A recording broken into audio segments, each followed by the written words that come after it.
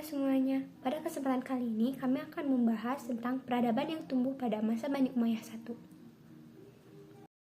Nah, peradaban Islam mengalami perkembangan yang pesat di berbagai bidang, termasuk budaya, filsafat, dan ilmu pengetahuan. Nah, ilmu pada masa Bani Umayyah I difokuskan pada beberapa bidang, diantaranya ilmu pengetahuan, hadis, qiraat, nahwu, tarikh, geografi, dan seni bahasa. Ilmu hadis pada saat mengartikan makna ayat-ayat Al-Quran, kadang-kadang para ahli hadis kesulitan mencari pengertian dalam hadis karena terdapat banyak hadis yang sebenarnya bukan hadis. Dari kondisi semacam ini, maka timbullah usaha para muhadisin untuk mencari riwayat dan sanad hadis. Proses seperti ini pada akhirnya berkembang menjadi ilmu hadis dengan segala cabang-cabangnya. Dan ilmu qiraat. Dalam sejarah perkembangan ilmu, yang pertama kali berkembang adalah ilmu qiraat. Cabang ilmu ini mempunyai kedudukan yang sangat penting pada permulaan Islam sehingga orang-orang yang pandai membaca Al-Quran pada saat itu disebut para qurra. Setelah pembukuan dan penyempurnaan Al-Quran pada masa Khalifah dan Al-Quran yang sah dikirim ke berbagai kota wilayah bagian, kemudian lahirlah dialek bacaan tertentu bagi masing-masing penduduk kota tersebut dan mereka mengikuti bacaan seorang qori yang dianggap sah bacaannya. Dan juga ada ilmu nahwu. Dengan meluasnya wilayah Islam dan didukung dengan adanya upaya Arabisasi, maka ilmu tata bahasa Arab sangat dibutuhkan. Sehingga dibukukanlah ilmu nahwu dan menjadi salah satu ilmu yang penting untuk dipelajari. Tarikh dan geografi pada masa ini telah menjadi cabang ilmu tersendiri dalam mengembangkan ilmu tarikh. Ilmuwan pada masa ini mengumpulkan kisah tentang Nabi dan para sahabatnya yang kemudian dijadikan landasan bagi penulisan buku-buku tentang penaklukan dan biografi. Nah, munculnya ilmu geografi dipicu oleh berkembangnya dakwah Islam ke daerah-daerah baru yang luas dan jauh. Penulisan sejarah Islam dimulai pada saat terjadi peristiwa-peristiwa penting dalam Islam dan dibukukan dimulai pada saat Bani Umayyah dan perkembangan pesat terjadi pada saat Bani Abbasiyah. Dan yang terakhir itu ada seni bahasa. Nah, seni bahasa ini pada saat kota-kota seperti Basro dan Kufah adalah pusat perkembangan ilmu dan sastra. Orang-orang Arab Muslim berdiskusi dengan bangsa-bangsa yang telah maju dalam hal bahasa dan sastra. Di kota-kota tersebut, umat Islam menyusun riwayat Arab, seni bahasa, dan hikmah atau sejarah, nahwu, sorof, balaghah, dan juga berdiri klub-klub para punjangga.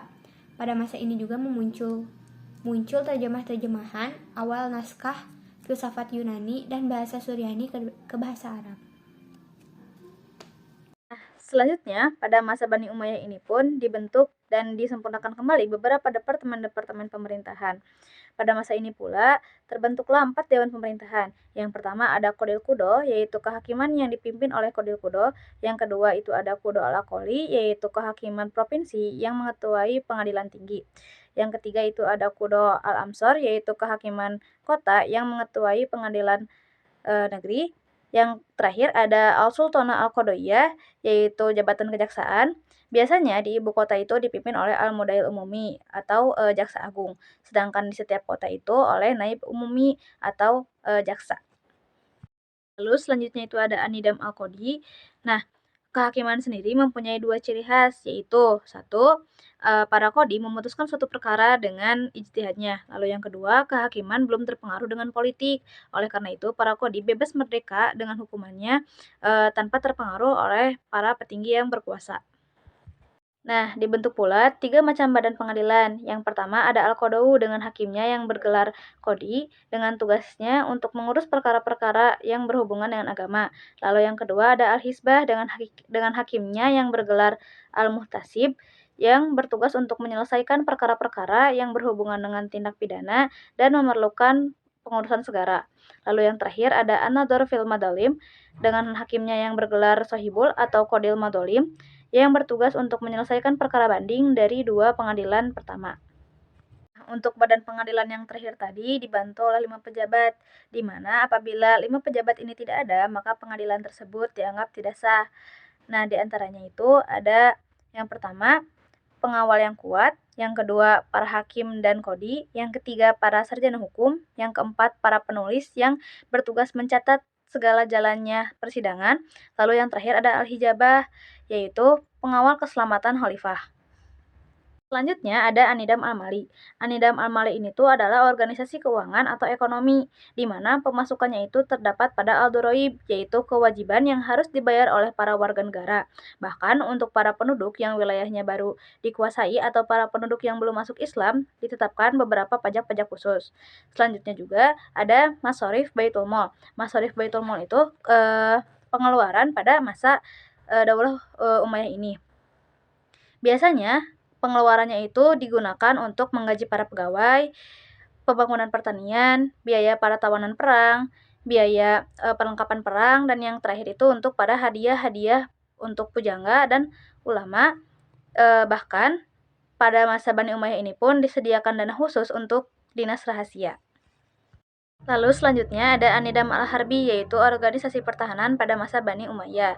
Sama seperti pada masa Khalifah Umar, namun pada masa ini lebih disempurnakan kembali. Bedanya, pada masa Khulafaur Rasyidin, para tentara yaitu tentara yang secara sukarela, sedangkan pada masa Bani Umayyah ini orang yang masuk tentara itu adalah orang-orang yang dipaksa atau setengah dipaksa, yang dinamakan dengan Nidamul Tajnidil Ijbari, yaitu undang-undang wajib militer. Ada Ad-Dawawin. Untuk mengatur tata usaha pemerintahan, Daulah Umayyah mendirikan 4 dewan atau kantor pusat, yaitu 1. Diwanul Kharaj yang bertugas untuk mengeluarkan surat, Diwanul Rasail yang bertugas untuk membuat surat, Diwanul Mustagilat Al-Mutanawiyah, dan Diwanul Khatim yang bertugas untuk menstempel surat. Suratnya tersebut dibungkus dengan kain lalu dibalut dengan lilin dan di atasnya diberi cap. Selanjutnya yang terakhir ada Al-Imarah ala Al-Budan, yaitu Daulah Umayyah membagi daerah mamlakah atau kewenangan Islamiyah menjadi 5 wilayah besar, di mana di setiap wilayah tersebut diangkatlah satu Amirul Umaro atau Gubernur Jenderal, yang di bawahnya masih terdapat satu Amir atau Gubernur. Nah, terbentuklah 2 organisasi. Yang pertama ada Barid, yaitu organisasi pos yang amat sangat penting untuk tata usaha kenegaraan, karena pada masa itu organisasi pos ini tuh digunakan untuk administrasi negara. Lalu yang kedua ada syurtoh atau kepolisian yang bertugas untuk mengawasi atau mengurus soal-soal kejahatan. Ada pula Nidamul Ahdas yang memiliki tugas hampir sama dengan tentara.